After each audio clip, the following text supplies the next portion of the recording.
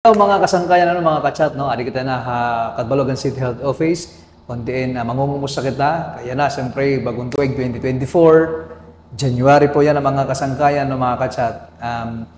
Mamasyada kita para mabarokatan mga programs, activity, hito niya ng bulan, anan masunod yung mga bulan. Salit ito, yan ang mga oras, kaupod natin, Health Education and Program Officer po, no? Ma'am Jasmine Tizon. Ma'am, mawapay po nga adlaw po mo po. Hello, mawapay nga adlaw, mawapay nga kulop ha, aton nga tanan. Okay, hello sir. Sir JR po. JR, okay. Mga diri pa po nakakakilala ha akon. Ako ngayon ni Jasmine Tizon.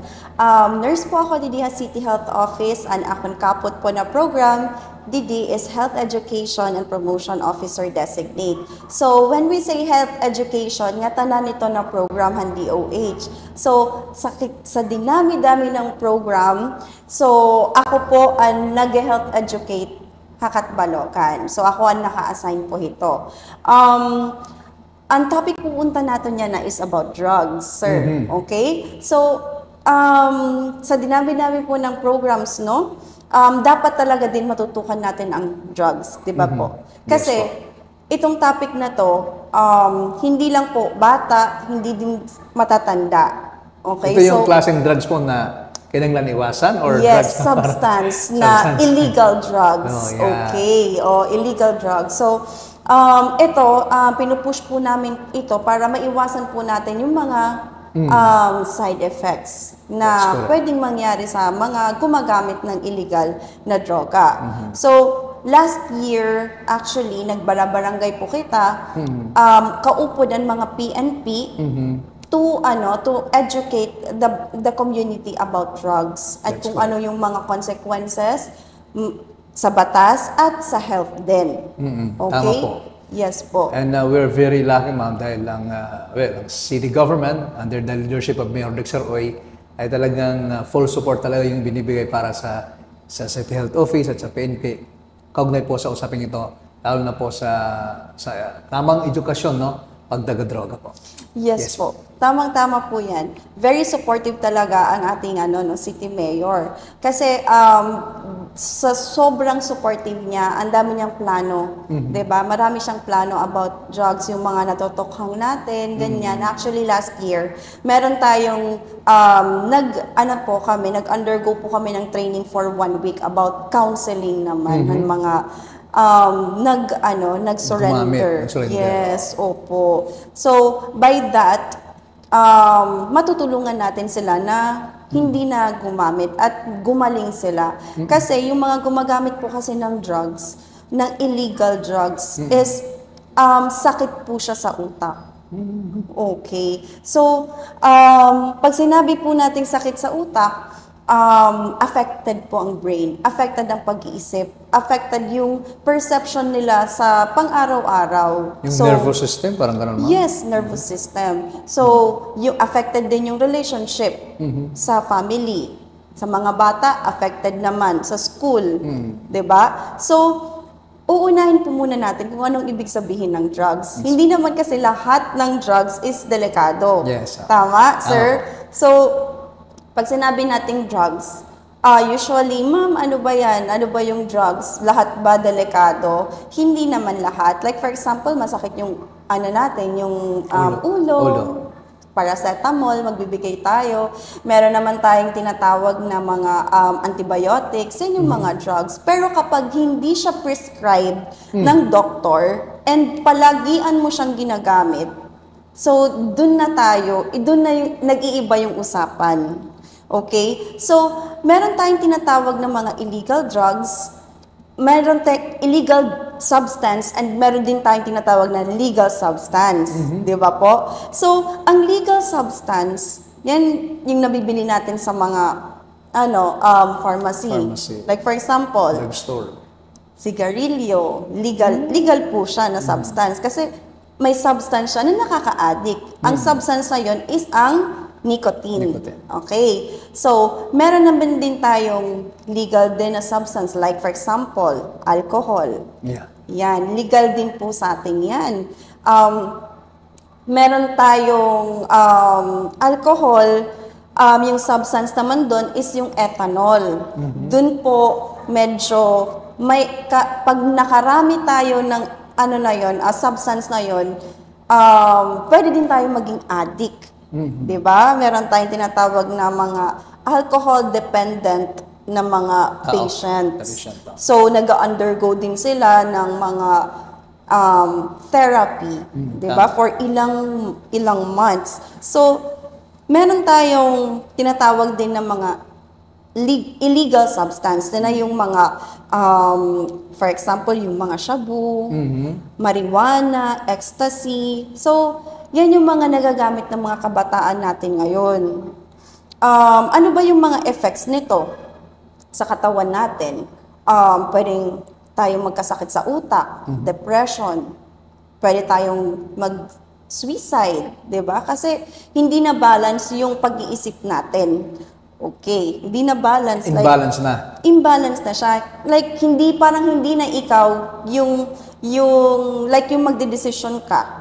Hindi na pareho sa normal na pag-iisip. Okay? For example, gumamit tayo, naging addict, naging dependent tayo. Ngayon, kapag naging addict tayo, gagawin natin lahat para makagamit ulit. Parang diba? Uncontrollable na siya. Uncontrollable na. Parang sa pag-ibig, 'di ba? 'Di ba? May hugot si Ma'am Jess. 'Di ba? Pag mahal natin yung isang tao, gagawin natin lahat. Gagawin natin lahat. Abig sa pag-ibig para yes, gagawin natin lahat. Ibibigay natin lahat and all. Pero dito naman ganun din sa mga addict po natin, drug dependent, yung ibebenta na yung kalan dyan na, di ba? Kahit ano-ano. Yung kahit ano, yung gasol, yung mga nakukuha sa bahay para lang makagamit. Tama po. Okay. So, pag nangyari yun, anong mangyayari? Pag nasobrahan na ang drugs sa katawan nila, mayroon tayong tinatawag na paranoia. Paranoia, yung parang paranoid na. Okay? So, like, dyan na yung mag-start ng magkaroon ng mental disorder. Diba yung medyo may mga Iba na yung mga sinasalita. Mental illness natin ng mga patient na ganyan. Diyan na nag-start yung pumapatay na yung isang tao. Kasi before, yung pag-iisip kasi ng mga schizophrenic or paranoia, iniisip nila na, ay, papatayin ako nitong taong to. Kasi nga paranoid na sila, uunahan ko na. So, yun. Minsan naman, sa sa mental illness, nagkakaroon din ng depression. Ayan. So, pwedeng magpakamatay yung isang taong gumagamit. Okay. So, meron tayong tinatawag din na pag meron tayong nagde-drugs po ang isang tao, meron tayong naririnig na hindi naririnig ng iba. Yes, yung mga hallucination, delusion, yung paniniwala na hindi naman totoo. Tapos, yung pang-amoy nila, yung paggalaw nila, di ba parang nahihilo, hindi na balance. High daw, high. Yes, very high. And then yung pagkain nila. So, minsan, yung mga gumagamit, hindi kumakain, kaya medyo payat.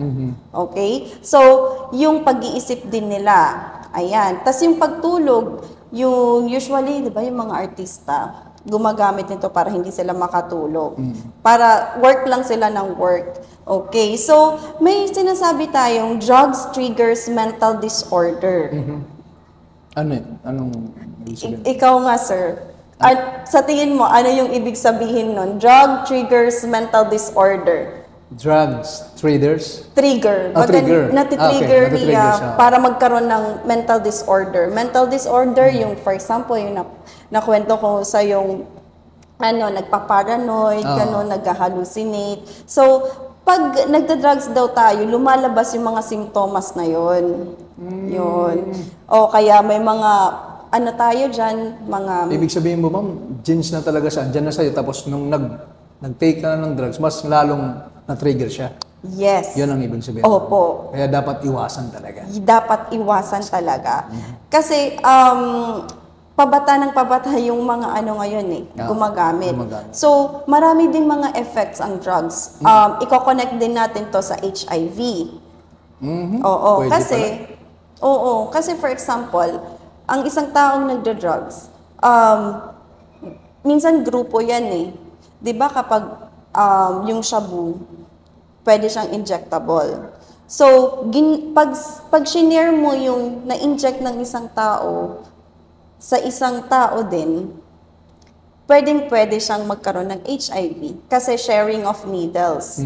Okay? Number 1 yon na makaka-transfer ng HIV sa isang tao. So, ayun. Importante talaga na ma-educate ang mga kabataan about drugs. Kasi, yung future kasi nila, nakasalalay, 'di ba? For example, nagda-drugs ka, yung mga bata hindi nakakapag-focus. So, kapag hindi sila nakapag-focus sa school, ibubuli sila. Kapag nabuli sila, hindi na sila papasok. So, yung dyan pa lang, high school pa lang, yung social, relationship sa mga classmates nila, medyo humihiwalay na, lumalayo na sila. So, doon nag-i-start na hindi na sila pumasok, hindi na sila makakapagtapos. Sa relationship naman sa family, malaki din yung epekto sa family. Kasi, maapektuhan din yung parents kasi magwo-worry, ganon. And importante din na kapag yung isang family member is may nagda-drugs, dapat supportive, hindi tuloy na supportive, kakausapin lang natin. And meron tayong tinatawag na counseling. Nagka-counseling po kami sa Payaw. Okay, so may mga ilang weeks para makagraduate sila, and then hindi na sila yung tatanggalin na dun sila sa lista ng barangay. Ayun. So, ma'am, mga kababayan mga kachat, nag-usapan natin yan dito yung about how to iwas the illegal drugs dahil or yung substance na yun na alam natin po na matindi yung epekto sa pag-iisip ng isang tao, maaaring makagawa ng krimen or sarili mismo na magawa. And siyempre, kailangan mayroong intervention talaga. Paano po magsisimula yung halimbawa, magulang, nakita niya yung kanyang anak dito sa Catbalogan City, no? Nakita niya na yung anak niya talagang drug dependent na, no? Drug dependent na at saka illegal drugs talaga ang ginagamit. Ano ba yung pwedeng gawin po ng City Health Office at ng PNP, tulad po ng sinabi po ninyo, parang nagkaroon kayo ng training na para matulungan itong pasyente po or biktima po ng illegal na droga po. Ano yung pwedeng maitulong po namin? Step by step po. Unang-una, yung family muna, i-accept muna nila, 'di ba? Kasi kapag denial sila, hindi matitreat yung problema. For example, hindi nagda-drugs, i-deny nila, hindi nagda-drugs yung anak ko. Okay yan, mabait yan.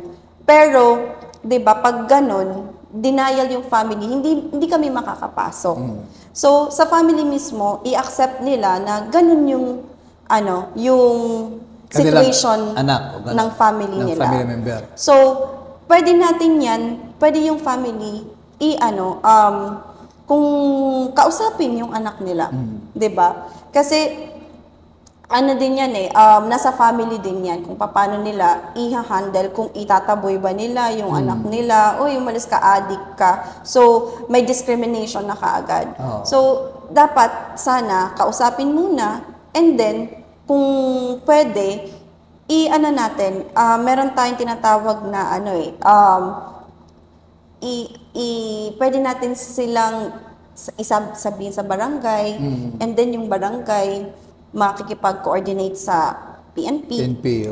And then pwede na siyang mag-undergo ng counseling. Oo. Hanggang saan po yung pwedeng kayang itulong ng city sa magitan po ng City Health Office po pagdating po sa mga, diba, yun na nga, may nakita na talaga nila, no, miyembro ng pamilya talagang sobrang drug dependent na, iba na nagwawala na. So, siyempre, para matulungan po, ano yung kaya yung pwedeng maitulong? Kung halimbawa, merong to the point ba na pwede kayong mag-recommend ay hindi dito kaya, pwede dito sa Maynila. Like for example, meron tayong mga mental hospital. Pwede bang ganun? Makaya-kaya ng sitting ka na? Depende po. Depende po naman, i-assess muna natin yung patient. I-assess muna. Diba? I-assess muna natin. Kung kaya natin dito, pwede. Pero kung hindi siya kinakaya, mayroon din tayong facility sa Tacloban. Tacloban, no? Anyway, if ever naman may nakita tayong symptoms, may mental illness ang isang tao, ina-assess muna natin yan. Ina-assess ni Doc. May coordinator din tayo dito. Actually, meron tayong 208 na mga patients dito. Pero hindi ka ng drugs. All in all na yan. Na may mga mental illness. May 208 po tayo na mga... Dito sa Catbalogan? Oo. And nabibigyan po natin yan ng gamot. Yes.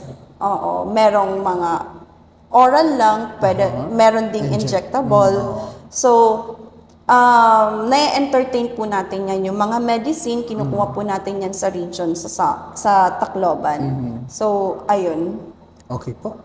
So, itong unang buwan na to ay sumentro muna kayo, no? Yung city po, no? City Health Office sa, ito, paano maiwasan, paano tulungan yung may mga problema sa illegal na droga po yung gumagamit po. No?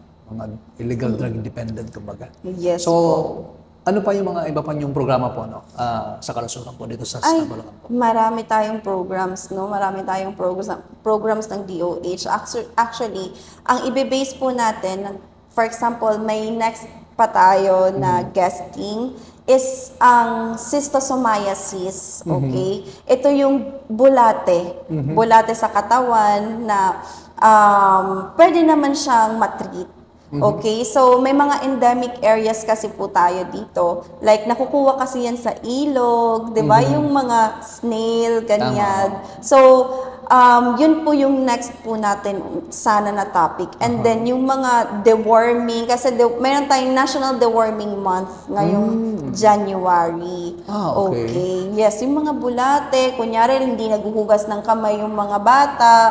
Ayan, dyan pumapasok yung mga parasite. Yung iba ayaw uminom kasi daw lumalabas sa ilong, lumalabas sa tenga, yung lumalabas daw sa mata yung mga bulate, ganun. Pero pwedeng mangyari yun, sir. Kasi, kapag sobrang dami na ng bulate, pwede talaga na lumabas sa suka, pag ganyan, and all. Anyway, ang ating pag-treat naman ng mga bata is every 6 months para sigurado na wala talagang bulate sa katawan. So, yun. Ipa-follow po natin yung DOH monthly activities sana if ever may next pa tayo na radio guesting. Tama po. Oo. Very welcome po kayo, ma'am, at talagang dito lang po ang programang Catbalogan, no? Kung saan ay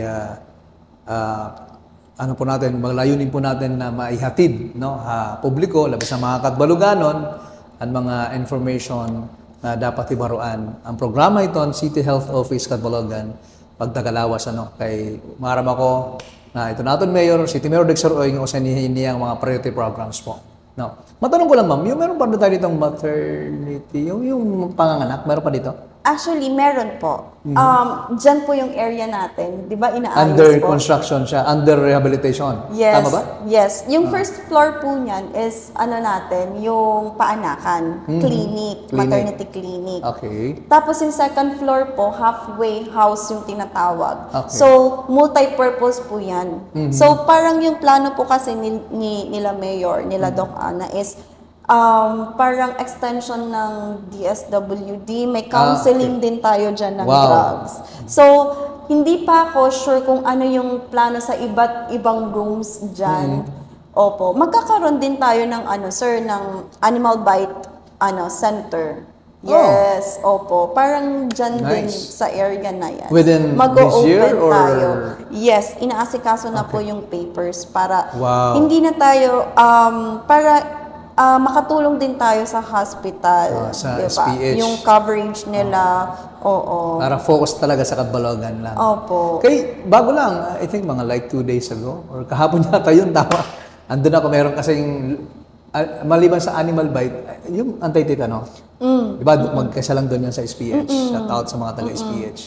So, at least ito, kung matuloy itong program na to, na Animal Bite Center, siguro naman yung pati yung anti-tetano, Ay, meron din po baka siya. isahin lang din yon. So at least mababawas-bawasan na yung mga pasyente na dudulog doon sa SPH. Yes. At dito na, sa city. Nandito po sa city. Wow, nice po.